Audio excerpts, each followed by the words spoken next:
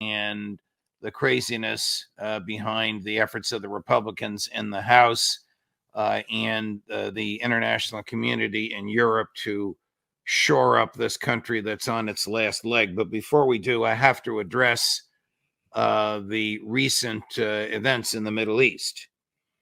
The Israeli military intentionally targeted food workers and killed 7 of them. What is your understanding of the facts in which this happened, from which the Prime Minister of Israel says it was an accident, and the head of the food workers group, an internationally recognized Spanish-American dual citizenship chef named Jose Andres, says we were targeted? Yeah, I think, first of all, we need to understand that even the Israelis can't get their lives in order. They've had to, because it was deliberate target. I'm just telling you as a targeteer, somebody who's done this in war. There was nothing accidental about it. It can't be an accident. The decision chain that's involved, the communication between intelligence, the operational planners, and the weapons systems.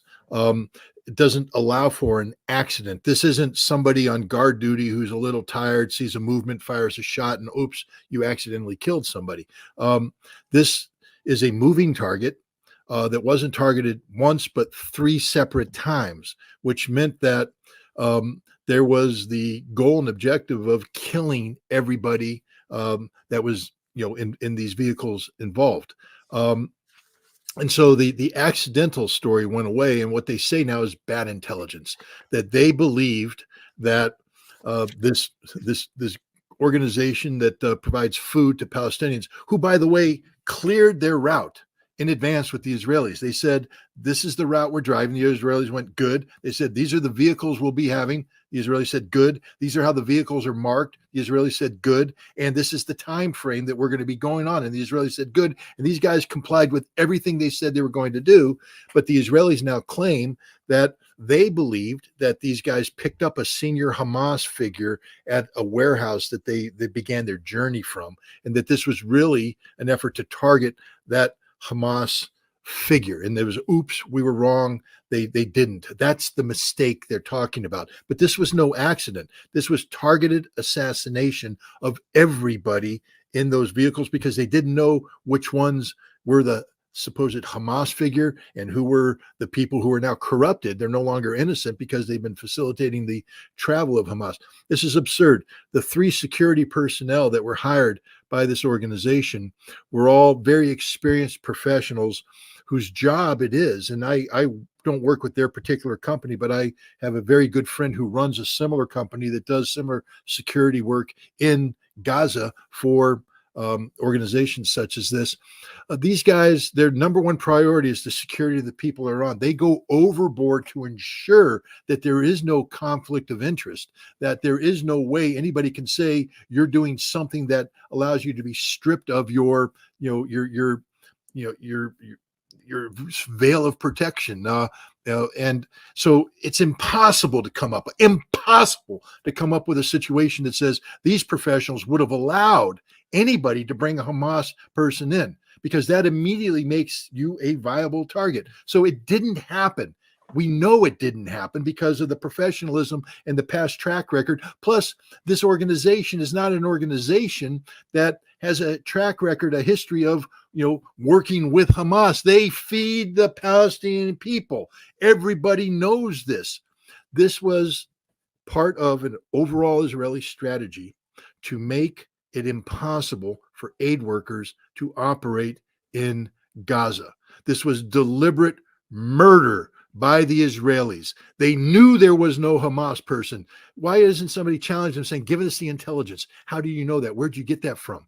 Mm. Nobody's going to do that. The Israelis have done their investigation, and the prime minister has taken responsibility. But I'm telling you right now, this is part and parcel of a deliberate action on the part of the Israelis to make it impossible for foreign aid workers to operate in Gaza. One of the first things that happened after this is that aid ships that were bringing aid in to Gaza turned around because it's unsafe. That is the Israeli objective. That's what happened here. This is murder by the Israelis. And here's the thing, Judge, and I hate to say this because I don't like going down this route, but this is the truth. Israel's murdered 33,000 Palestinians because they're brown. They're just numbers. We weep about the children. We weep about the women. We weep, but they're brown. They're brown. They just killed 7 white people, and now they're in trouble. I mean, and again, they should be in trouble, but I just want the audience to reflect on that. Israel's in trouble for killing 7 white people, not for killing 33,000 brown people. That's right. Just keep that in mind. The same food outfit, the World Central Kitchen, also has been feeding Israelis as well. Here's the chef, this world-renowned chef, founder and owner, Jose Andres, in a clip that's gone viral in the past 24 hours. What I know is that we were targeted deliberately, non-stop, until everybody was dead in this convoy. This happened over more than 1.5, 1.8 kilometers. So this was not just a bad luck situation where, oops, we dropped the bomb in the wrong place, or no, this was over 1.5, 1.8 kilometers with a very defined humanitarian convoy that had signs in the top, in the roof. That cannot be the role of an army. That cannot be the role of an army that has hundreds of drones above Gaza in any single moment. Humanitarians and civilians should never be paying the consequences of war. This is a basic principle of humanity. At the time, this looks like it's not a war against terrorism anymore. Seems this is a war against humanity itself. It's an internationally recognized apolitical person with a profound Scott Ritter-like statement. This is a war against humanity itself. I want to play another view of this for you. This person has been a friend of mine for many years, and I've been on his show, even though we rarely agree on anything. I never thought I'd be running this clip, but he put his finger right on the mark when he referred to World Central Kitchen as the SEAL Team DoorDash. Only Stephen Colbert could use that language, but listen to the passion in what he had to say last night. Now, how could something like this happen? Despite the fact that the World Central Kitchen coordinated their movements with the Israeli military and the team was leaving a warehouse in central Gaza after unloading shipments of food, they were hit by multiple precision Israeli drone strikes. They were riding in 3 vehicles, including 2 armored cars carrying the World Central Kitchen logo on the roof. In the op-ed, Jose makes it clear that World Central Kitchen doesn't take sides. Their work is based on the simple belief that food is a universal human right. It is not conditional on being good or bad, rich or poor, left or right. We do not ask what religion you belong to. We just ask how many meals you need. And they walk the walk. So far, in this conflict, World Central Kitchen has delivered 1.75 million hot meals in Israel and 43 million meals in Gaza. I mean, they get in there. Yeah. They get in there. They get in there with the food and they do the job. They're like SEAL Team DoorDash. You got an unfolding human tragedy and an organization that's just trying to do good. I mean, they literally made a documentary about WCK called We Feed People. They have been attacked by the IDF and Hamas has hauled members of their team in for interrogation. So whatever you think should happen in Israel and Gaza, I hope we can all agree that people should be allowed to eat. And if you would like to make a donation that would go toward the peaceful, nonpartisan enterprise of allowing humans to have their most basic needs met, please think about donating to World Central Kitchen by going to this QR code right there and do something radical. Feed people. You know, Scott, you made a point that no one else that I've heard has made before, and that is the comparison of the uh, the murder of 33,000 brown civilians as opposed to 7 white civilians. What do you think the international reaction to this will be? And do you think the international reaction is based not on slaughter, but on race? Well, first of all, I don't think any international reaction is sustainable. Israel's been killing people, brown people, white people, for forever. They ran a bulldozer over Rachel Corrie. Um, they've made it a habit of shooting the press, whether it's in Lebanon, in Gaza, in the West Bank. Israel's goal is to prevent uh, organizations from making existence sustainable on the part of those who have been targeted by Israel as enemies. So the WCK, they're what they're doing, feeding people. I mean, it's an honorable thing, feeding people. Israel doesn't want these people fed. Israel doesn't want them fed because to feed them allows them to live. And if they're living, they are staying there. Israel is seeking the depopulation of Gaza. They're trying to drive the Palestinians out. They're trying to make life untenable for the Palestinians. And one of the ways you do that is to make the organizations that are making life sustainable go away. And so they killed them. This is murder, straight up murder.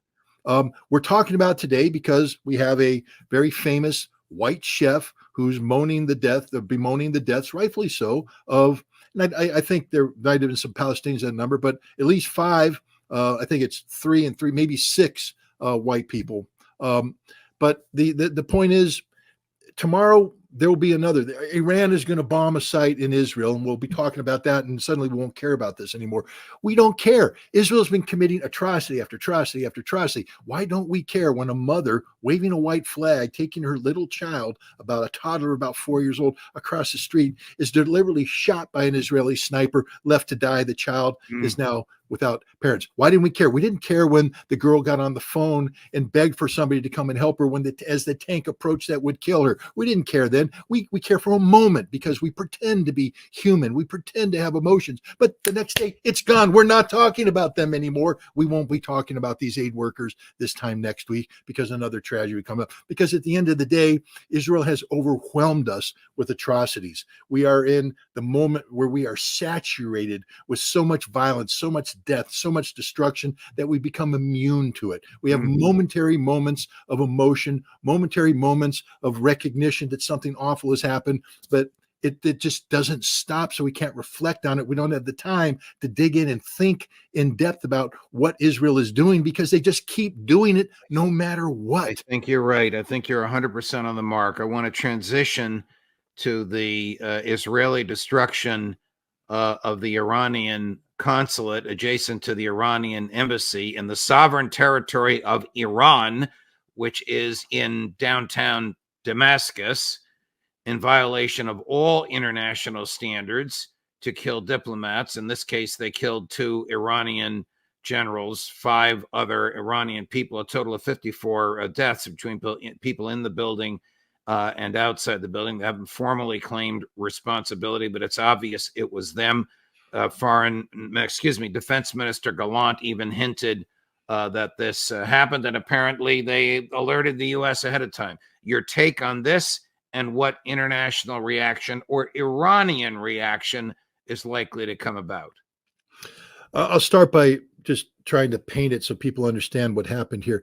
If you remember the movie Patton, because I bring up the movie because more people have seen the movie Patton. I remember it well, and I've seen it many, many times, and I can recite certain lines for you. For over 1,000 years, Roman conquerors returning from the wars enjoyed the honor of a triumph. But it's not about me; it's about you. Go ahead. No. But it's a good movie, and these are lines worthy of reciting.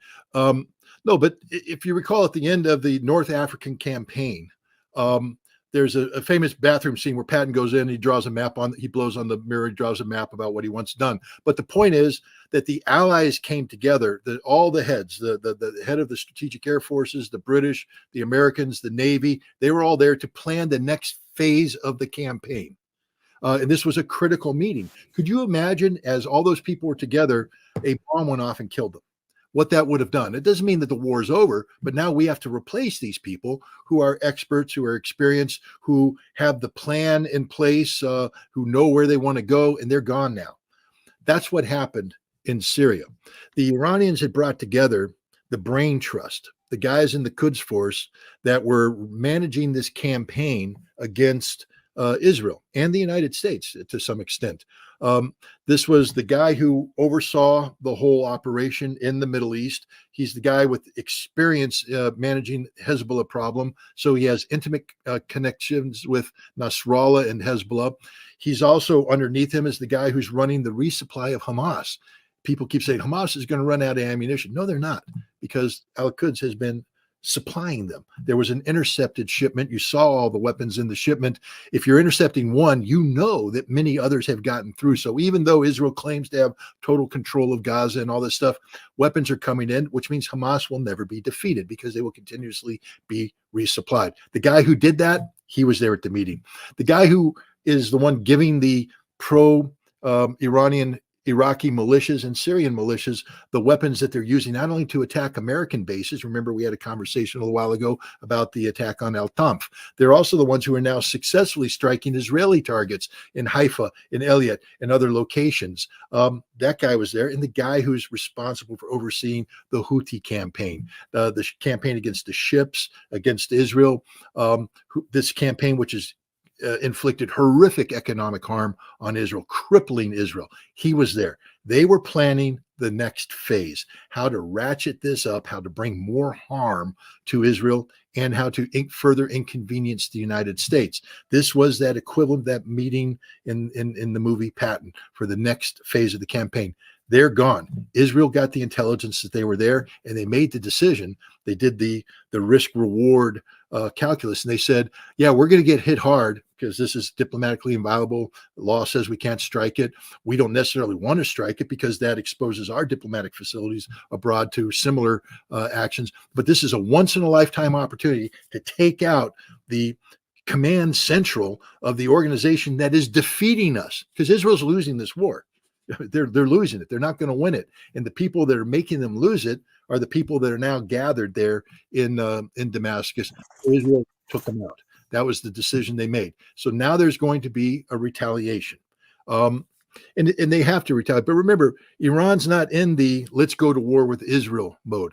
The guys I was talking about are the proxy leaders of the axis of resistance that is defeating Israel. Why would Iran say, well, this thing that's working so well, let's do away with it and go into direct conflict with Israel, where it may not end up so good for us. We may not lose, but our economy is going to suffer. This is a moment when Iran has made peace with Saudi Arabia. They're looking to join BRICS, the Shanghai Cooperation Organization. They're pivoting east in terms of economic revitalization. Why do they want to throw it all away with a direct war with Israel? So I think Iran is going to not only reconstitute this capability. They have deputies out there. They have people who they'll promote, but they're going to double down now. What the Israelis have done is slit their own throat, because there may have been a discussion in Iran about not giving the pro-Iranian militias in Iraq precision-guided ballistic missiles, because that's an escalation.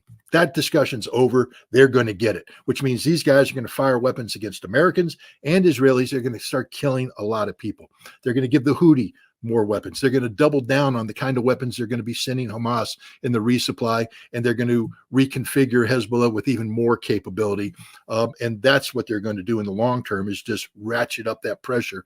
All the decisions that they were debating, do we want to escalate? Do we want to go in this direction? That question's been resolved. They're going to escalate using these proxies, but there will also have to be a strike that assuages the Revolutionary Guard command itself.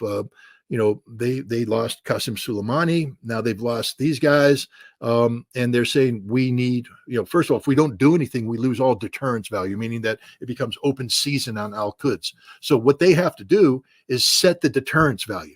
You did this. This is the price you're going to pay. And I think they have pretty much told the United States, knowing that answer would go to Israel, that there will be a price to pay, and it will be a significant price. It may there must be steaming outrage amongst the peoples in Egypt, Turkey, Jordan, Lebanon, Syria, and it must be getting worse and worse. And this has got to be, is this the straw that breaks the camel's back? No, look, unfortunately, the Arab countries that surround Palestine have spent entire lifetimes betraying the Palestinian cause, and they're still not on the Palestinian side. Um, I mean, that's just a tragic reality. Egypt is not pro-Palestinian. Syria is neutral. Jordan is not pro-Palestinian. Saudi Arabia is definitely not pro-Palestinian. Um, you know, and so I don't think this breaks it, because remember, these are primarily Sunni countries. Iran is Shia, and there is, for years the United States has been promoting the Shia crescent as the greatest threat to the Sunni world and trying to build a Sunni alliance. China has started to break that apart by having the rapprochement between Saudi Arabia and Iran, but we're still a long way before these people are willing to align themselves with the axis of resistance to confront Israel. So we're not there yet. This is still going to be an Iranian response, and I think it's going to be a significant response that we'll be talking about this time next week. But there still must be outrage in that part of the world over the slaughter in Gaza. Amongst the people, yes. And that's, the Arab street, so to speak. And this is the real danger that we're in. The king of Jordan is a Hashemite. He's a Saudi, even though he calls himself Jordanian. The Hashemite family is a Saudi family that was given Jordan. They were given Iraq too by the British after World War I. The Iraqis overthrew the Hashemite king, killed him, his family, and solved that problem. But the king in Jordan is still there. But he's very much a minority who is not loved by the Jordanian people. And he understands that if he sits back and continues to do nothing to acquiesce to Israel, because he is sold out to Israel a long time ago. He's in the pocket of Israel and the United States. But he also understands that if the street turns against him, he goes the way of the Hashemites of Iraq. The Egyptians are facing a similar problem. When you lose the Egyptian people and they go to the streets, you tend not to fare well. The Saudis are worried about that. So you're going to see a lot of machinations in terms of statements, posturing, etc. But in order to assuage the people, but at some point in time there will be a breaking point, and how these respective Arab countries manage that breaking point will be decisive. Because if they manage it wrong one way, they get overthrown. If they, in order to prevent being overthrown, they might have to go hard intervention, which means now direct confrontation with Israel and indirectly the United States. So this Arab street, this sentiment among the people is a very important factor in here. I need to pick your brain for a few minutes on Ukraine, and I will start by raising your blood pressure and asking Chris to play cut number 8. Ukraine will become a member of NATO. Our purpose at the summit is to help build a bridge to that membership and to create a clear pathway for Ukraine moving forward. We've done a lot of work on that over the last couple of days here in Brussels, a lot more work to be done between now and the summit, but we will see, I think, in the summit, very strong support for Ukraine going forward in its relationship with NATO. And with Secretary Blinken as the Ukraine foreign minister. Is he out of his mind to make a statement like that? Yeah, the first thing is, not to be too facetious here, but maybe we can call the bridge that he's talking about building the Francis Scott Key Bridge, because it's going to suffer the same fate, go down and never get rebuilt. So the stupidity of this. I also thought that maybe I was watching, sort of a take of a Seinfeld episode. Seinfeld used to do the opposite day thing, and I'm thinking, wait a minute, this is opposite day. So everything that Blinken says is the opposite of what reality is, because he also did a similar take where he said the Russians have lost this war, the Russian army is weaker, the Ukrainians are stronger than ever before. Look, we're at a point right now where Blinken has nothing he says is based on reality, which shows you how far out of touch American policy is right now. We're in panic mode. We simply don't know what to do. So we do what we do best in those situations, which is to stand there and just speak total, utter nonsense. The good news here is Russia doesn't care. Russia has stopped caring about what Tony Blinken says a long time ago. Ukraine is in the process of being erased as a nation. I mean, we're at the point now where Russia has gone beyond the point where they're willing to sit down and talk about, preserving some aspect of Ukraine. Russia's in the point where they're saying this nation that NATO is talking about bringing in, the European Union is talking about, will disappear. There will be no Ukraine. Kuleba will not only be out of a job in the not so distant future, but he'll be out of a nation. He'll be a man without a home, because Ukraine, as we currently understand it, will not exist when this is done. What will be accomplished by, and this may be why they're in Brussels, the proposed loan? I mean, who would lend money to an entity that is more likely than not to exist a year from now? But the EU is planning on lending 100 billion euros to Ukraine. Now, I don't know if that's cash. I don't know if it's securities. I don't know if it's the equivalent in equipment. I don't know if the loan's going to come all at once. At one point, they said it will be 25 billion a year. What good can possibly come from that other than more Ukraine deaths of young people? Well, the interesting part is that while the European Union is talking about loaning this, listen to Kuleba. What, you're going to make us pay interest? We have to pay it back? We don't want that. I mean, it's amazing, the hubris of the Ukrainians. I think what the Europeans are doing is setting in motion a process designed to motivate the U.S. Congress to step in and say, we'll do one better. We're going to give you a loan. There'll be zero interest. You heard Lindsey Graham talk about this, zero interest. And we understand you'll never have to pay it back. And I think that's what the Europeans are doing. They're trying to kickstart the American Congress to get such a loan package in. But again, I just want to say, as an American, I take umbrage at that. What, you're going to give the Ukrainians tens of billions of dollars of interest-free loans that they don't have to pay back? But if I want to send my kid to college, I got to take out a loan that you're going to charge me 25 to 32%, and I have to pay it back. I can't declare bankruptcy and make this debt go away, thanks to Joe Biden. I think that this is a politically untenable solution. It's one that will, I would hope, generate outrage amongst the American people to the extent that it becomes politically untenable. We shouldn't be giving money to Ukraine at this point in time. We should be convincing the Ukrainians to back off. This is like saying that you want to help somebody with a drug addiction. Oh, by the way, here's 5 kilos of cocaine. Go ahead and snort away. Giving Ukraine money at this point is, you're throwing money away, because Ukraine has lost this war. They're not going to win this war. There's nothing we can do to prevent that. But you're just sustaining the suffering. The money that Speaker Mike Johnson, is now negotiating to give away, doesn't most of that stay here? Doesn't most of that go directly to Raytheon and Honeywell and whoever's building this hardware? It doesn't even go to Ukraine, as I understand it. Well, that's the argument that they're making, and that's true. The money, a lot of this money is meant not to give Ukraine weapons. Again, the idea, just think about this, people. Ukraine needs weapons. Ukraine needs this. So we're going to give them a package, but 60% of it doesn't go to Ukraine. It goes to build weapons. So do they even know what they're voting on? Do they even know what they're doing?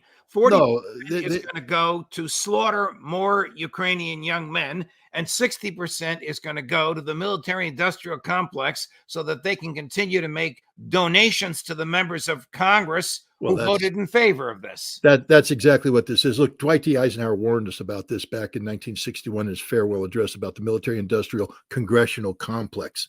He said basically, we had created the system after the Second World War where we didn't want to go back into recession. We had a healthy economy, but the health of the economy was predicated on continuing this defense warlike type spending, which means that we have to be forever in search of enemies to justify this level of spending. And then Congress takes advantage of this to say that we're going to spread load the largesse of this, so that instead of having a single airplane factory where everything's done right there, the plane gets cranked out, we spread it all over the place, increasing the costs so that engines are produced here, electronics are produced here, airframes are assembled here, etc. And we do that so that no member of Congress will ever vote against a defense budget, because to vote against them votes against jobs programs, because this has become a jobs program. Look, America, if we have to, if our economic health is predicated on the need for Ukrainians to die, this is not a good thing. Okay, what we're saying is, in order for us to justify jobs in America, we have to sustain a conflict where hundreds of thousands of Ukrainians have already died, and hundreds of thousands more will be dead before this is over. That makes America literally the worst nation in the world, and populated by the worst people in the world, because we can only have economic health by allowing others to die. Come on, guys. We got to do better than this. Scott, you're on a tear. Thank you very much. I really